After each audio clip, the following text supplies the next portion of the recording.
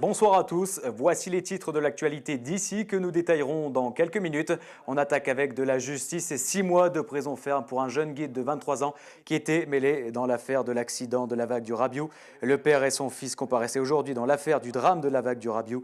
Le 21 juillet dernier, une femme belge avait perdu la vie lors d'un accident de rafting sur la Durance. Les deux hommes étaient poursuivis pour violation délibérée d'une obligation de sûreté. Une personne renversée sur une terrasse de café par une voiture sans conducteur à Risoul. Il s'agit d'un homme d'une trentaine d'années. Les faits se sont produits aux alentours des 16 heures. L'homme est grièvement blessé. Il a été déporté sur le centre hospitalier de Gap. Une enquête de gendarmerie a été ouverte. Fait divers, toujours, et la reconstitution du double meurtre du lac du Sauté se fera en avril. En janvier 2012, 2 personnes étaient tuées, peut-être à Saint-Julien-en-Champsaur. Leur corps avait été retrouvé dans le lac du Sauté, près de Corps. Politique, et on poursuit notre tour de la campagne. À Briançon, on a suivi Romain Grisca auprès des commerçants. On a suivi le maire sortant, Gérard Fromm, sur le marché. Autour d'Arnaud Murgia, ce soir, le candidat UMP, le reportage de Samir Mathieu. 43 noms pour mener la nouvelle équipe municipale de Briançon. Arnaud Murgia a rassemblé des figures de la droite et du centre briançonnais. Sur le terrain, il fait du porte-à-porte, part à la rencontre des habitants sur le marché et tient régulièrement des points avec son équipe pour faire le point sur la campagne.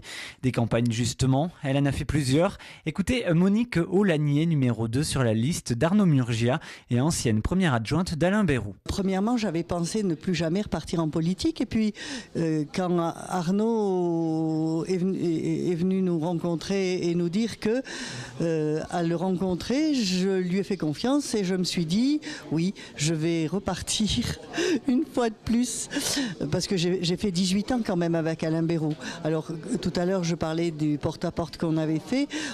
Le porte-à-porte, on va rencontrer les gens. C'est un moment très agréable d'ailleurs parce que et je regrette toujours qu'après, quand on est aux affaires, on ait moins le temps de le faire. Il faudrait pouvoir le continuer, ça. Et donc, je disais tout à l'heure que c'était un moment agréable parce que les gens sont gentils, parce qu'ils nous accueillent bien. On n'a pas vraiment de gens qui nous ferment la porte au nez, voilà. L'UDI soutient également la candidature du jeune UMP dans un contexte de division de la droite, à l'instar de son représentant briançonnais, Jean-Luc Libaud, 5e sur la liste d'Arnaud Murgia. Pour nous, elle se déroule bien, on est à fond dedans, on va vraiment vers les gens.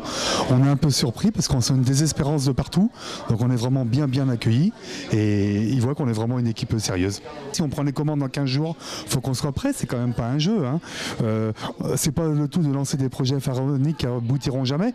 Il faut vraiment aller sur du concret et on se rebooste entre nous. C'est très important parce que là on a l'impression que la ville va un peu n'importe comment et on veut vraiment être vraiment des pros. Vraiment des pros. Une campagne agitée sur la scène médiatique où les invectives fusent de tous bords.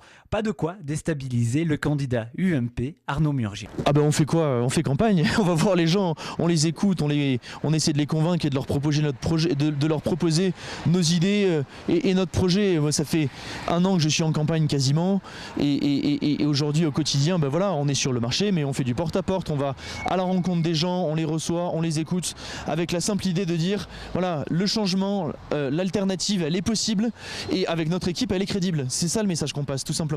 Reste encore un peu moins de 10 jours de campagne à battre les pavés briançonnais pour l'ensemble des candidats et essayer de récolter le maximum de voix dès le premier tour. Politique, toujours, et ce midi, nous recevions Joël Chabas. Il est candidat aux élections municipales d'Espinasse. Il a parlé du fameux parc de panneaux photovoltaïques. Ça y est, il est raccordé, mais il n'est pas encore en activité. Écoutez. Alors, ce parc photovoltaïque, c'est quelque chose, lorsqu'il a été mis en place, lorsqu'on en a discuté en conseil municipal, qui a été voté à l'unanimité, y compris par moi. On va dire, le seul point qui pêche un petit peu, c'est qu'aujourd'hui, on a des informations qui sont distillées d'une manière un petit peu bizarre, où on nous parle de raccordement. Ça laisse à penser que c'est un parc qui produit. Alors, sauf erreur, on n'en a pas la certitude en tout cas. En tout cas, l'information n'a pas été donnée qu'il était rentré en production. C'est un petit peu dommage parce qu'il est vrai que c'est une chose qui est très intéressante. C'est une manne financière pour la commune qui est gigantesque puisqu'il y a une estimation qui a été faite et qui permet de penser que ce parc, lorsqu'il produira en pleine puissance, pourrait rapporter à la commune d'Espinasse 70 000 €. Donc c'est quelque chose qui n'est pas négligeable du tout. Le seul reproche que je fais moi personnellement à Madame le maire, c'est de distiller des informations sans nous dire la vérité en quelque sorte, puisqu'elle n'y est pour rien. S'il n'est pas en production, s'il n'est pas raccordé par RTE au niveau du transport de l'électricité, puisqu'apparemment c'est ce qui pêche, ce n'est pas elle qui est responsable. Ça, on en est bien d'accord. Mais on n'a pas d'informations, on distille, un coup il est en production, un coup il ne l'est pas, un coup il est raccordé, un coup il ne l'est pas.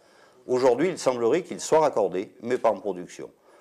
Sur les projets, alors des informations sont données alors qu'il faut prendre avec beaucoup de recul. Il semblerait qu'il a été annoncé autour de fin 2015 pour la mise en production.